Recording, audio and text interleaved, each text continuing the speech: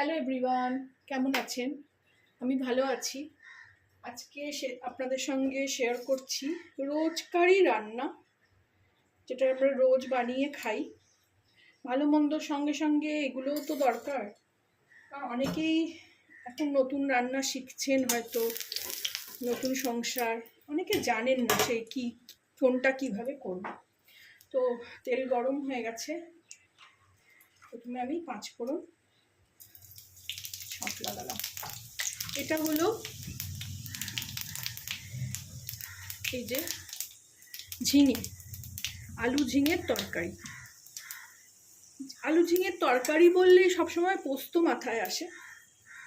এখানে আমি প্রথমে আলুটা দিয়ে দিই। আলুটা এরকম পোস্তর আলুর মতো টুকরো টুকরো করে কেটেছি।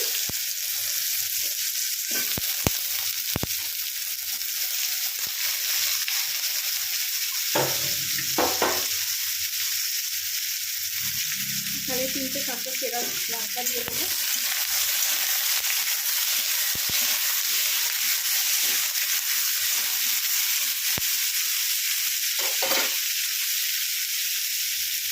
আলু ঝিঙে মানেই সবসময় মনে হয় যে পোস্ত। পোস্ত তো এক তো রোজ পোস্ত খাওয়া উচিত না, সেটা একটা ব্যাপার। এখন তাছাড়া পোস্তের দাম যেভাবে বাড়া, তো আমাদের মধ্যবিত্ত ঘরে রোজ রোজ পোস্ত ওরকম খাওয়া যায় না। খুব ইচ্ছা করলে 9 মাসে 6 মাসে পোস্ত করি। আমার একটা পোস্তর রেসিপিও আছে, সেটা আপনাদের সঙ্গে শেয়ার করেছি, আপনারা আমার চ্যানেলে গিয়ে দেখে আসতে পারেন। আজকে ঝিঙে আলুর তরকারি 5 ফোড়ন দিয়ে, এটা নিজেই শিখেছি আসলে। কম তেল কম ঝালে। পোস্ত তো রোজকার রান্না নয়, কিন্তু অনেক বাঙালি বাড়িতেই রোজই পোস্ত হয়। যেমন আমার শাশুড়ি রোজই শনি মঙ্গল হলেই পোস্ত হতো, বৃহস্পতি শনি মঙ্গল। কিন্তু আমি তো ওসব করি না ওরকমভাবে। আজকে সেই সহজ রান্নাটাই আপনাদের সঙ্গে শেয়ার করছি। আর খুবই ভালো খেতেও হয়। আমার ছেলে মেয়ে তো খুব ভালোবেসে এগুলো খায়, মানে বলে মা এরকম রান্না করে দিলে তো খেয়ে নেব।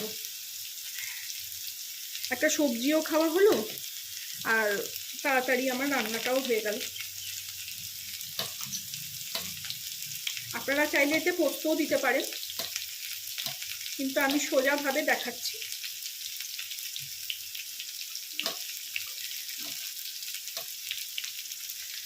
আলুটা ভেজে নিয়ে ফেরত আসছি। আলুটা মোটামুটি ভাজলাম, বেশি ভাজার দরকার নেই। এখানে ঝিঙে থেকে জল বেরিয়ে এরকম দেখুন ডুমো ডুমো করে ঝিঙাটা কেটে নিলাম, দিয়ে এবার ঝিঙেটাও দিয়ে দিলাম।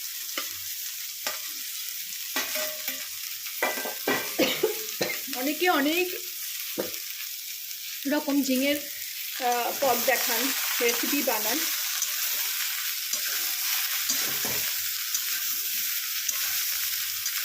কিন্তু আমি না একটু শর্টাঙ্গে আর এইসব মানে গোটা খাওয়াতেই বেশি বিশ্বাসী। বেশি ভাজাভুজিও তো আমি খাই না।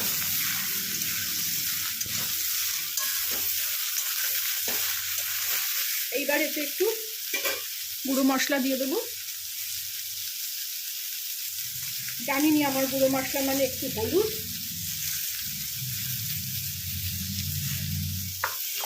আর একটু কাশ্মীরি লঙ্কার গুঁড়ো।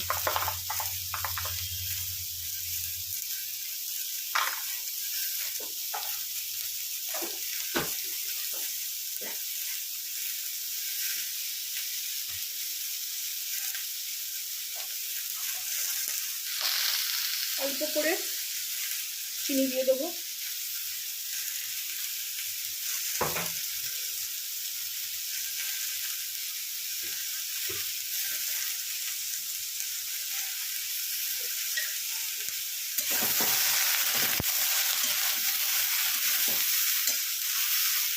একটু ঝাল ঝাল করে ভালো লাগে খেতে। আপনারা সেরকম হলে কাঁচা লঙ্কাটা একটু বেশি দেবেন। নুনটাও দিয়ে দেবো।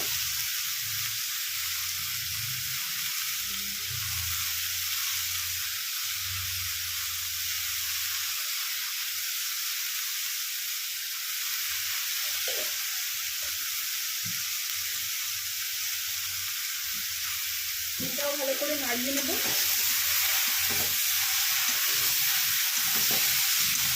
দিয়ে এটাকে ঢাকা দিয়ে দেবো।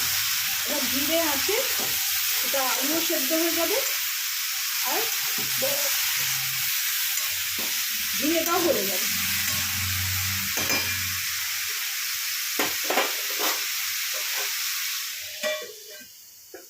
সরি, ফিরে আসলাম, ঢাকাটা খুলি। এর মধ্যেখানে কিন্তু আমি নাড়িনি, কিছুই করিনি, ঢাকা দিয়ে এরকম রেখেছিলাম।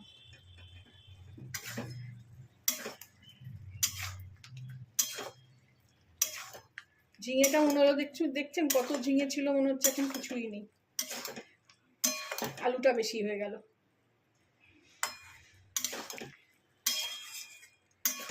আলু সেদ্ধও হয়ে গেছে, দেখছেন, দেখুন, আর এক ফোঁটাও জল লাগলো না।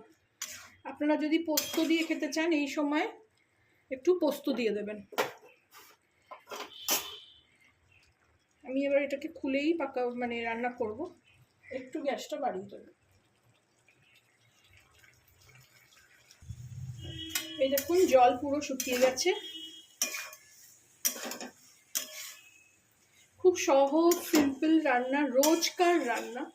রোজ যেমন আমি একটু ডাল করি, তার সঙ্গে এরম নয় ঝিঙের তরকারি, নয় বরবটির তরকারি, আর নয় কুমড়ো, পটল, ঢ্যাঁড়স, সব কিছুরই এরকম 5 ফোড়ন কাঁচা লঙ্কা দিয়ে অল্প তেল দিয়ে এরকম শুকনো করে একটা তরকারি করে নিই।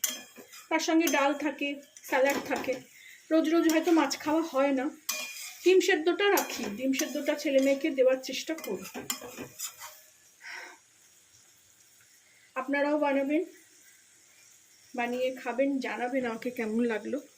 গ্যাস অফ করে দিলাম। কি সুন্দর কালারটা এসছে। নিরামিষ, খুব সহজ পদ্ধতিতে রান্না। ভালো লাগলে আমার চ্যানেলটাকে একটা লাইক, শেয়ার অ্যান্ড সাবস্ক্রাইব করে দেবেন। Thank you for watching.